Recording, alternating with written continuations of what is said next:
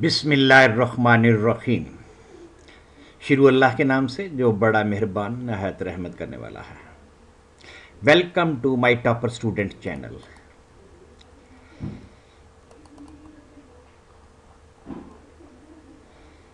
इस चैनल में आपको first year ICS, FSc mathematics, computer science और स्टैटिस्टिक्स का मुकम्मल कोर्स का सलूशन अवेलेबल होगा।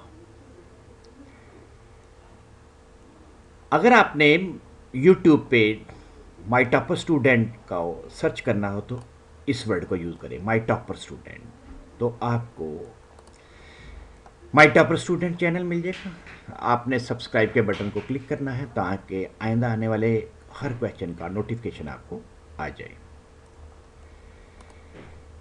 आज हमने डिस्कस करना है subject mathematics, class part 1 first year, chapter number system, exercise 1.2। उसमें क्वेश्चन नंबर 1 है। एक्सरसाइज 1.2 में क्वेश्चन नंबर 1 है, verify the addition properties of the complex number.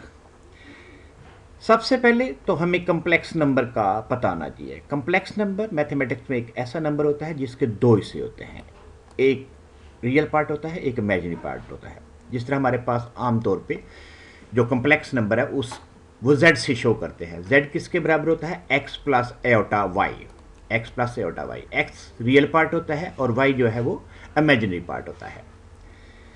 इस क्वेश्चन में हमने मुख्तलिफ प्रॉपर्टीज़ जो है ना वो हमने डिस्कस कर लिया है। Closure property with respect to addition का मतलब ये है कि अगर हम दो कम्प्लेक्स नंबर को ऐड करेंगे तो जो रिजल्ट आएगा वो दोबारा कम्प्लेक्स नंबर होगा।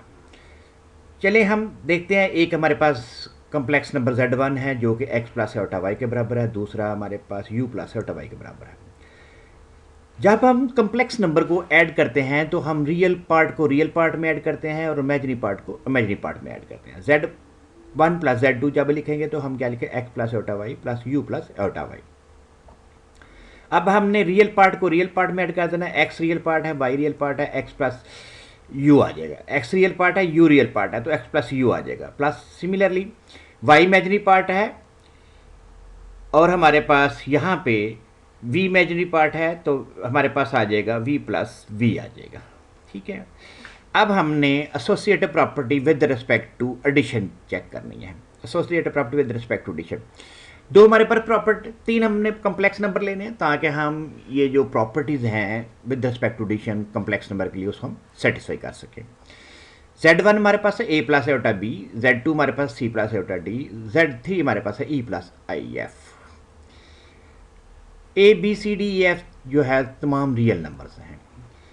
z1 plus bracket z2 plus z3, सबसे पहले हम z2 प्लस z3 में ऐड करेंगे, उसके बाद फिर हम z1 में ऐड करेंगे। तो इस वजह से ये ब्रैकेट डाली गई है। इसमें z2 की value c plus I D and z3 की वैल्यू है e प्लस आई एफ। दो सेम उसी तरह हम रियल पार्ट को रियल पार्ट में ऐड करेंगे, इमेजिनरी पार्ट को इमेजिनरी पार्ट में ऐड करेंगे। इसके बाद हम अब a प्लस एटा b को भी इसमें ऐड कर देंगे। अगेन वही तरीका है हमारे पास, हमने रियल पार्ट को रियल पार्ट में ऐड करना है और इमेजिनरी पार्ट को इमेजिनरी पार्ट में ऐड करना है। इमेजिनरी अब यहाँ पे सारे रियल पार्ट अलहदा हैं और सारे इमेजिनरी पार्ट अलहदा अलहदा हैं। तो हमने एसोसिएटिव प्रॉपर्टी को साबित करने के लिए हमने क्या शो करना है? Bracket into z1 plus z2 plus z3। तो हम z1 और z2 को ब्रैकेट में लिख लेंगे और z3 को अलहदा से लिख लेंगे। तो हमारे पास associative property with respect to addition exist करेगी। हमारे पास नेक्स्ट प्रॉपर्टी है एडिटिव आइडेंटिटी। इसका मतलब ये होता है कि हमारे पास कम्प्लेक्स नंबर में एडिशन के हिसाब से भी एक आइडेंटिटी एग्जिस्ट करती है। आइडेंटिटी का मतलब ये है कि अगर हम उसको ऐड करेंगे तो कोई फ़र्क नहीं पड़ेगा कम्प्लेक्स नंबर के ऊपर।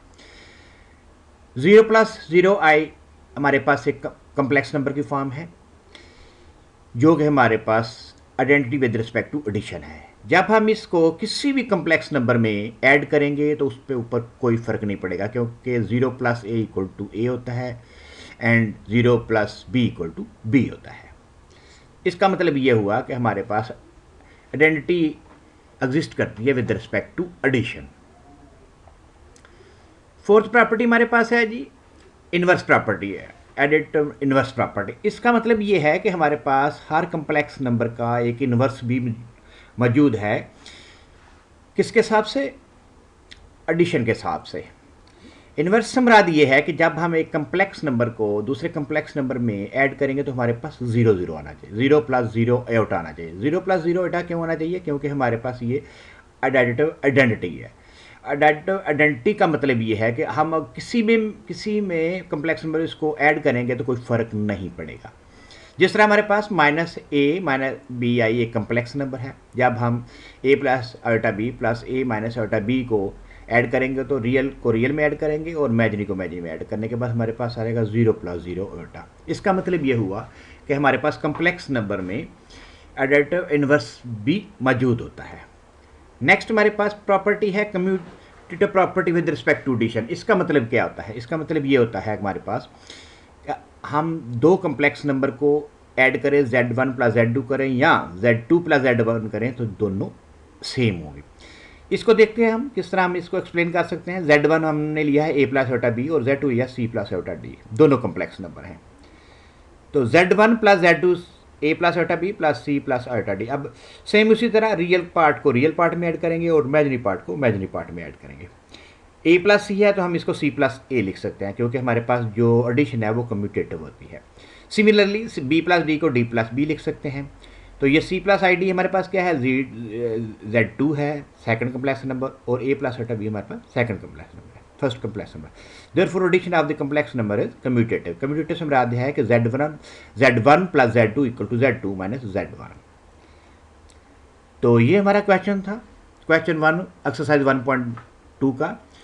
तो हम इस चैनल पे सब सब्जेक्ट जो है ICS के, जिसमें मैथमेटिक्स है, कंप्यूटर साइंस है और स्टैटिस्टिक्स है, इसमें आपको सब हर क्वेश्चन का सॉल्यूशन स्टेप बाय स्टेप मिलेगा और आपको अकेडमी में जाने की कोई ज़रूरत नहीं है। Save your fuel, save your money, save your time. Welcome to my channel student. Thank you.